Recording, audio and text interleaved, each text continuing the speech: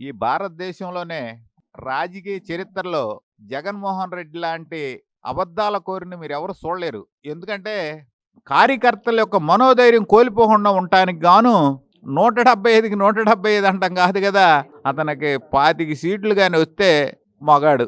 ఎందుకంటున్నానంటే రాజ్యాంగంలో అంబేద్కర్ రాసినటువంటిది గాని, గాంధీ గారు స్వాతంత్రం కోసం పోరాడిన నాటి నుంచి కూడా భారతదేశంలో ఏ ఒక్క ముఖ్యమంత్రి చేయనటువంటి దురాగతమైన కార్యక్రమాలు తలపెట్టిన ఏకైక ముఖ్యమంత్రి జగన్మోహన్ రెడ్డి.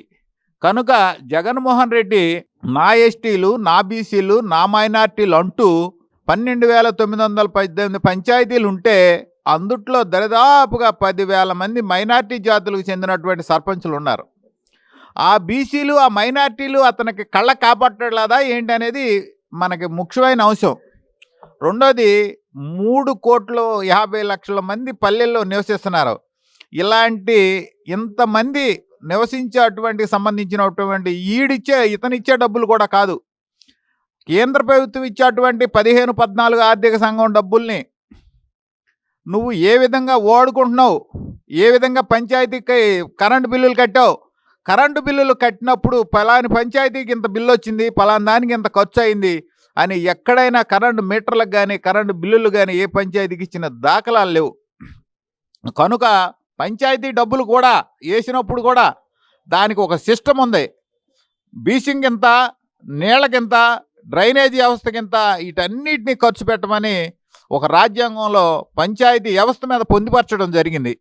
కనుక ఇలాంటి కార్యక్రమాలన్నింటిని కూడా పక్కన పెట్టేసేసి ఆ డబ్బంతా వాడేసుకుని లైట్లు వేసే పని లేదు, శానిటైజర్ చేసే పని లేదు, నీళ్ళు ఇచ్చే పని లేదు, ఇలాంటి అన్నింటినీ బీచింగ్ కూడా తగిలేదు. ఇలాంటి వ్యవస్థలన్నింటిని కుంటు పెట్టిన పల్లెలంటే ఏడుంటాయి? చిన్న చిన్న విలేజ్ల్లో ఉన్న పల్లెల్లో చెట్టు, చేమ, పురుగు, బుట్ట ఎన్నో ఉంటాయి. అలాంటి వాటికి లైట్లు వేసే దుస్థితి కూడా లేకుండా చెడగొట్టేసిన ఏకైక ముఖ్యమంత్రి జగన్మోహన్ రెడ్డి. రేపొద్దున నీ మాటలు ఎవరు నమ్మేది లేదు. నా ఎస్టీలు, నా బీసీలు, నా మైనార్టీలు అనే మాట ఉట్టి మాట.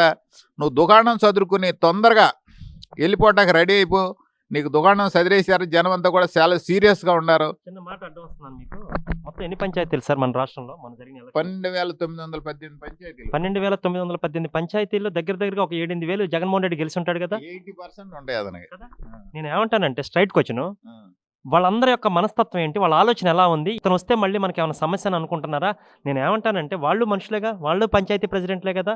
మరి అలా చొప్పును చూస్తే జగన్మోహన్ రెడ్డికి ఒక ఓటు కూడా పడకూడదు కదా సార్. చట్టపరమైన రాజ్యాంగం నిర్మించినటువంటి పంచాయతీరాజు పట్వారీ వ్యవస్థలో నుంచి పంచాయతీలు చేసి పంచాయతీలకు ఏ విధమైన మ్యాండేటు, సపరేట్ మ్యాండేట్తో గెలిచినటువంటి పంచాయతీ సర్పంచులు అంటే ఏ పార్టీ అండదండలు ఉన్నప్పుడు కూడా నీకు నీ తరపున గెలిచినటువంటి వాళ్ళందరూ కూడా నిన్ను ఎంత దేశిస్తున్నారో నువ్వు గమనించలేక ఎమ్మెల్యేలు, ఎంపీలతో మెడ మీద కాలేసి నొక్కబడుతుండ బట్టి వీళ్ళందరూ కూడా బయటికి రాలేకపోతున్నారు. అక్కడ ఉన్నటువంటి కపట బంధాల్లో ఉండిపోయి బయటికి రాలేకపోతున్నారు. ఈ నోటిఫికేషన్ రాలేరు. ఎందుకు రాలేరంటే వాళ్ళకు ఉండేటువంటి స్థానిక ఇబ్బందులే కానీ మీ మీద మధ్య కత్తి పెట్టి అట్టి పెట్టారు. మీకైతే ఏ పరిస్థితుల్లో కూడా ఇవాళ జనమందరూ కూడా రోడ్డెక్కి చెప్పలేకపోవచ్చాము కానీ ఖచ్చితంగా ప్రతీకారం తీర్చుకుంటానికి సిద్ధంగా ఉంటారు. ఎందుకంటే ఈ విషయాన్ని కూడా సోదరులందరూ కూడా చూసేవాళ్ళు కూడా గమనించాల్సింది ఏంటంటే ఈ యొక్క కార్యక్రమాలన్నీ కూడా రాజ్యాంగబద్ధమైనవి. పంచాయతీలకు ఇచ్చే డబ్బులు, వాటిని ఖర్చు పెట్టే విధానం అంతా కూడా రాజ్యాంగబద్ధమైనవి. ఈ రాజ్యాంగబద్ధమైన వాటిని అంబేద్కర్ బొమ్మలు, పెద్ద అంబేద్కర్ బొమ్మలు పెట్టాననే పేరుతో అంబేద్కర్ చేసినటువంటి చట్టాలన్నింటినీ కూడా కాళ్ళ రాసేసిన ఏకైక ముఖ్యమంత్రి ఈ భారతదేశంలో జగన్మోహన్ రెడ్డి. ఆయనకున్నటువంటి క్యాబినెట్ కానీ, ఆయనకున్నటువంటి సహచరులు కానీ సలహా ఇస్తే కూడా తీసుకునే స్థితిలో ఇతను లేడు. అడిగితే మళ్ళీ ఆయన ఎక్కడ బర్తరఫ్ చేస్తాడని ఏ ఒక్క క్యాబినెట్ మంత్రులు కానీ, ఎంపీలు కానీ అతనికి సలహా ఇచ్చే స్థితిలో కూడా లేకపోవడం ఈ రాష్ట్రం చేసుకున్నటువంటి దురదృష్టకరమైన విషయం. నెంబర్ 1, రాజధాని లేని రాష్ట్రంగా ఏర్పరిచినటువంటి ఏకైక ముఖ్యమంత్రి కూడా జగన్మోహన్ రెడ్డి. 3 రాజధానులు పేరు పెట్టుకొని పోలవరం రివర్స్ టెండర్ పేరు మీద పెట్టుకుని ఇటు పోలవరాన్ని, ఇటు రాజధానిలో ఏముందంటాడు, చంద్రబాబు గారు కట్టిన రాజధానిలోనే ఇటు పరిపాలన చేస్తున్నాడు. ఈ తుగలక్క మందులందరూ కూడా రాజధానిలో ఏముందంటారో అదే రాజధాని చంద్రబాబు కట్టిన అసెంబ్లీలోనే పరిపాలన చేస్తున్నారు. కనుక కొంచెం ఎవరికాళ్ళు మనసాక్షి అనేది ఒకటి ఉంది. మనకు తల్లిదండ్రులు ఇచ్చినటువంటి బ్లడ్ ఒకటి ఉంది. కానీ దాని విలువలు కించపరచుకోకుండా మీ ప్రవర్తన కానీ మీ ఆలోచనలు కానీ పెట్టుకుని రాజ్యాంగబద్ధమైన అవస్థలన్నింటినీ కూడా అంబేద్కర్ ఏమైతే రాశాడో, గాంధీ గారు వీళ్ళందరూ కూడా ఏమైతే ఆలోచన చేశారో, అతను ఒక విధమైన సైకో అంటారా? సైకో. అది చెప్పడంలో మీకు ఏమైనా అభ్యంతరం లేదు కదా? ఏ ఎందుకు లేదంటే ఎందుకు ఉంటుంది అది? అతను సైకో. ఎందుకంటే ఎవరైనా వింటాం.